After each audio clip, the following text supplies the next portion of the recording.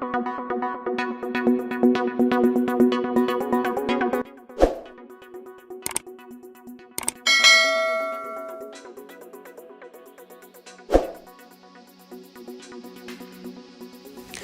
वालेकुम, मैं हूं आपका होस्ट डॉक्टर आमिर तुफैल और आज का जो हमारा टॉपिक है वो है एकेंथोसिस निग्रिकेंस। असल में इसमें होता क्या है कि हमारी बॉडी के डिफरेंट पार्ट्स पे डार्किश जो वेलवेटी टाइप्स की जो लाइंस है वो आना स्टार्ट हो जाती हैं। बेसिकली ये जो लाइंस हैं ये आर्म पिट्स और ग्रोइन एरिया, इसके अलावा हमारी जो नेक है उस पे ये लाइंस आना स्टार्ट होती हैं। इसकी डिफरेंट वजूहात हो सकती हैं डिफरेंट पर्सन्स में। तो हम बढ़ते हैं एकेंथोसिस निग्रिकेंस की कॉजेज की जानिब। तो सबसे पहले नंबर पे जो एकेंथोसिस निग्रिकेंस है वो हो सकता है उस पेशेंट को जिसको इंसुलिन रेजिस्टेंस है, यानी कि जिस पेशेंट को इंसुलिन रेजिस्टेंस है। इंसुलिन का आपको पता है कि एक हार्मोन है जो कि पेंक्रिया से बन रहा होता है और हमारी बॉडी की शुगर लेवल्स को ये कंट्रोल करता है। जब भी हमारी बॉडी का जो शुगर लेवल है 150 से क्रॉस करता है तो इंसुलिन हमारी ब्लड से शुगर उठा के हमारे टिश्यूज में दाखिल करना स्टार्ट कर देता है। तो ऐसा पेशेंट जिसमें इंसुलिन रेजिस्टेंस है उसको एकेंथोसिस निग्रिकेंस होने के चांसेस बहुत ज्यादा होते हैं। सेकंड नंबर पे जो हार्मोनल डिसऑर्डर्स हैं वो भी एकेंथोसिस निग्रिकेंस का बायस बन सकते हैं। उसमें जो हमारी ओवेरियन सिस्ट हैं, इसके अलावा जो हमारा थायराइड ग्लैंड्स के डिसऑर्डर्स हैं या जो हमारा एड्रिनल ग्लैंड है उसके डिसऑर्डर्स हैं, इसमें भी जो एकेंथोसिस निग्रिकेंस की जो वेलवेटी लाइंस हैं वो बनना स्टार्ट हो जाती हैं हमारे पेशेंट्स में। तो सेकंड कॉज ये है हार्मोनल डिसऑर्डर्स एकेंथोसिस निग्रिकेंस का।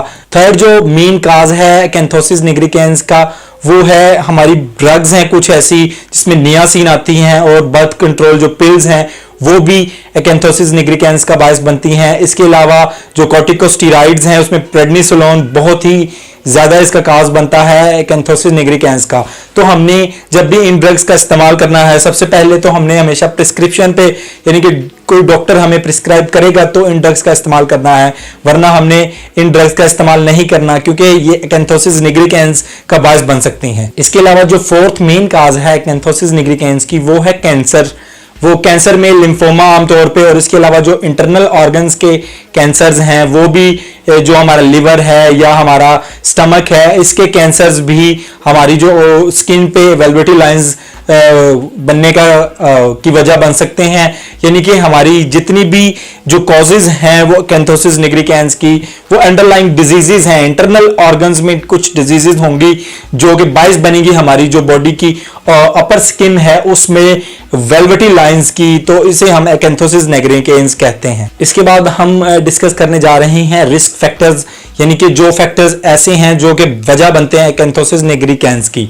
उसमें सबसे पहले नंबर पे है ओबेसिटी, यानी कि जो पेशेंट जितना ज्यादा हैवियर है उसका वेट जितना ज्यादा है उसका वेट, तो उसको चांसेस ऑफ एकेंथोसिस निग्रिकेंस बहुत ज्यादा बढ़ जाएंगे। सेकंड नंबर पे है रेस, यानी कि उसकी लोकेलिटी कौन सी है। स्टडीज ने ये शो किया कि जो अमेरिकन हैं, नेटिव अमेरिकन हैं, उनको एकेंथोसिस निग्रिकेंस के होने के चांसेस बहुत ज्यादा है। थर्ड नंबर पे है हेरिडिटरी, यानी कि ये हमें वालिदैन से भी, पेरेंट्स को अगर ये मसला है तो ये उसकी मतलब चिल्ड्रन में भी ये प्रॉब्लम्स हो सकते हैं एकेंथोसिस निग्रिकेंस के। ये नाज़रीन 3 रिस्क फैक्टर्स हैं मेन जो कि वजह बनते हैं एकेंथोसिस निग्रिकेंस के। इसके बाद हम बढ़ते हैं कि एकेंथोसिस निग्रिकेंस जिन बंदों को होता है, यानी कि जिन पेशेंट्स को ये होता है तो उनमें कौन सी कॉम्प्लिकेशंस हो सकती हैं।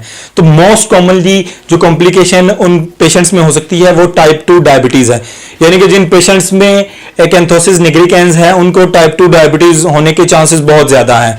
इसके अलावा दूसरी जो कंडीशंस हैं उसमें मोस्ट कॉमनली कंडीशन ये है कि जिनको एकेंथोसिस निग्रिकेंस है उनको इंटरनल कैंसर्स हो सकते हैं। इसके अलावा खातर खा कोई ऐसी कॉम्प्लिकेशंस इसमें दिखाई नहीं देती। तो सबसे लास्ट पे हम एकेंथोसिस निग्रिकेंस की जो ट्रीटमेंट है उसकी जानिब बढ़ते हैं। तो इसमें सबसे पहले तो मैं आपको बताता चलूं कि जितनी भी अंडरलाइन काजेज हैं, यानी कि जो डिजीजेज हैं जो कि बायस बन रही हैं एकेंथोसिस निग्रिकेंस की, जब हम उनकी ट्रीटमेंट लेना स्टार्ट करेंगे तो ऑटोमेटिकली जो डिस्कलरेशन ऑफ स्किन है वो स्टार्ट हो जाएगी और हमारी जो डिजीज है यानी कि एकेंथोसिस निग्रिकेंस की ट्रीटमेंट शुरू हो जाएगी। तो इसी के साथ साथ हमने करना क्या है कि हमने, अगर हम ओबीस हैं और ओबेसिटी वजह बन रही है कैंथोसिस निग्रिकेंस की, तो हमने अपना वेट जो है वो कम करना स्टार्ट कर देना है। उसके लिए हमने डेली बेसिस पे एक्सरसाइज करनी है और हेल्दी डाइट खानी है, ताकि हमारा जो वेट है वो कम होना स्टार्ट हो जाए और जो हमारी जो कैंथोसिस निग्रिकेंस है वो इसी के साथ साथ खुद ब खुद कंट्रोल होना स्टार्ट हो जाएगी। इसी के साथ साथ जो सप्लीमेंट्स या जो ड्रग्स वजह बन रही हैं कैंथोसिस निग्रिकेंस की, उनको डिसकंटिन्यू कर देना है और जो ड्रग्स हैं हमेशा हमने डॉक्टर के मशवरे के साथ इस्तेमाल करनी है। अगर हम ड्रग्स को खुद ब खुद अपनी मर्जी से इस्तेमाल करेंगे तो इस तरह की कंडीशंस हमें आना स्टार्ट हो जाएंगी। थर्ड नंबर पे जो ट्रीटमेंट में प्लान है वो ये है कि जब हमें कोई ट्यूमर या जो कैंसर है वो बाइस बन रहा है कैंथोसिस निग्रिकेंस की, तो उसकी सर्जरी करवाई जाए, ताकि ये जो हमारे स्किन का डिसऑर्डर है ये भी साथ इसके साथ ही वो भी रिमूव हो जाएगा। यानी कि जब हम ट्यूमर की सर्जरी करवाएंगे तो कैंथोसिस निग्रिकेंस भी साथ ही रिमूव हो जाएगा।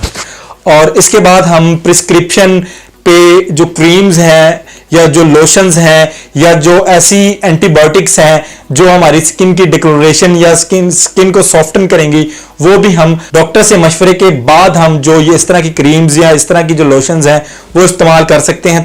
तो कैंथोसिस निग्रिकेंस से छुटकारा हासिल करने के लिए हमने इन तमाम चीज़ों पर अमल करना है और जो ये सॉफ्टन करने वाली जो क्रीम्स या जो लोशंस हैं डॉक्टर की प्रिस्क्रिप्शन के बाद इस्तेमाल करने हैं। इसके अलावा कैंथोसिस निग्रिकेंस के बारे में आपका कोई क्वेश्चन हो तो आप कमेंट्स में मुझसे पूछ सकते हैं, और अगर आपको मेरी वीडियो पसंद आए तो आप लाइक करें, कमेंट करें और दोस्तों के साथ ज़रूर शेयर करें और मेरे चैनल को सब्सक्राइब करें। अल्लाह हाफिज़।